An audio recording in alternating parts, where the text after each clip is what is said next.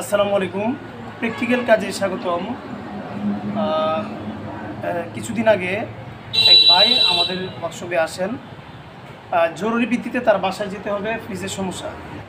আমি এখানে প্রথমেই যে সমস্যাটি নির্ণয় করলাম সেটা হলো যে কম্প্রেসর নষ্ট হয়ে গেছে, কম্প্রেসর চলছে না। শুধু কম্প্রেসর চলছে না বলেই যে শুধু কম্প্রেসরের সমস্যা এমন কিন্তু না। শুরু থেকে নিয়ে শেষ পর্যন্ত ভিডিওটি দেখুন, আশা করি অনেক কিছুই শিখতে পারবেন। আমি প্রথমে কম্প্রেসর চেক করলাম, কম্প্রেসর নষ্ট। পরবর্তীতে কাস্টমার জানতে চাইলো যে কত টাকা লাগতে পারে এটা রিপেয়ার করলে। আমি বললাম যে আরও কোনো সমস্যা আছে কিনা এগুলো চেক করে নিই। পরবর্তীতে আমি গ্যাস চেক করলাম, দেখি যে এখানে গ্যাস নেই। গ্যাস যেহেতু নেই তাহলে আমার এখানে অবশ্যই খুঁজে বের করতে হবে যে গ্যাস কোথায় গেল, অথবা কন্ডেন্সার ইভাপোরেটর কোথাও কোনো লিক আছে কিনা। আমি প্রেসার দিলাম। প্রেসার দেওয়ার পর ডিসচার্জ লাইনে এই দেখুন, কম্প্রেসরের যে ডিসচার্জ লাইন আছে মানে কন্ডেন্সারের যে অংশটুকু আছে এটুকু এরকমভাবে ছিল। এই দেখুন এরকমভাবে থাকার পর এদিক দিয়ে বাতাস বের হচ্ছে। তখন আমি এখানে একটু নাড়াচাড়া দেওয়ার পর বুঝতে পারলাম যে এখানে লিক আছে এবং এদিক দিয়ে বাতাস বের হচ্ছে। পরবর্তীতে আমি শিওর হলাম যে এখান দিয়েই গ্যাস চলে গেছে। কম্প্রেসর কিভাবে নষ্ট হলো? গ্যাস চলে যাওয়ার পর এই কম্প্রেসর অনবরত চলতে চলতে ওভারহিট হয়ে কম্প্রেসর নষ্ট হয়ে গেছে। এটা আমি ধারণা করেছি, বাকিটুকু আল্লাহ পাক জানে। আমরা যেহেতু সার্ভিস কাজ করি টেকনিশিয়ান, অনেক সময় আমাদের ধারণা 100-র মধ্যে 100% সঠিক হয়ে যায়। পরবর্তীতে কম্প্রেসর থেকে যখন আমি এখানে ডিসচার্জ লাইন আলাদা করলাম তখন এটা খুলে চলে আসলো। তার মানে পুরোপুরি জং পরে এখান থেকে ডিসকানেক্ট হয়ে গেছে।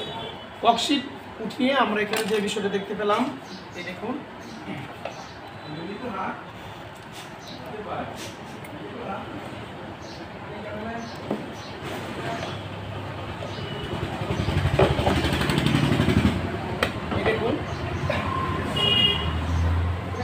এখানে এরকমভাবে এটা এরকম লাগানো ছিল। যে কোনো কারণে হয়তো একটু পানির স্পর্শ অথবা এখানে জং পড়ে এখানে লিক হয়ে গেছে, যার কারণে এদিক দিয়ে গ্যাস বের হয়ে চলে গেছে।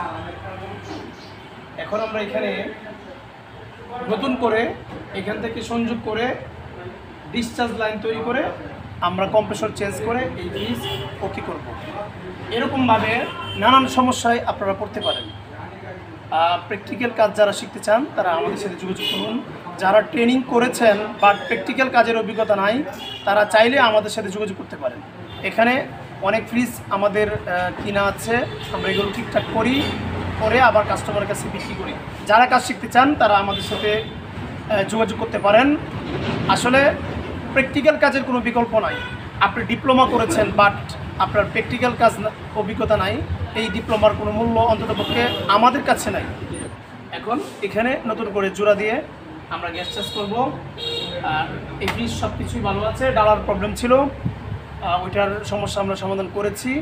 আমাদের এই ভিডিওগুলি দেখে উপকৃত হয়েছেন বলে মনে হলে অবশ্যই লাইক কমেন্ট শেয়ার করতে পারেন। যে কোনো বিষয় জানার থাকলে কমেন্ট করতে পারেন। আমাদের কাজ নিয়ে কোনো মতামত থাকলে আপনি জানাতে পারেন। ধন্যবাদ সবাইকে। আসসালামু আলাইকুম।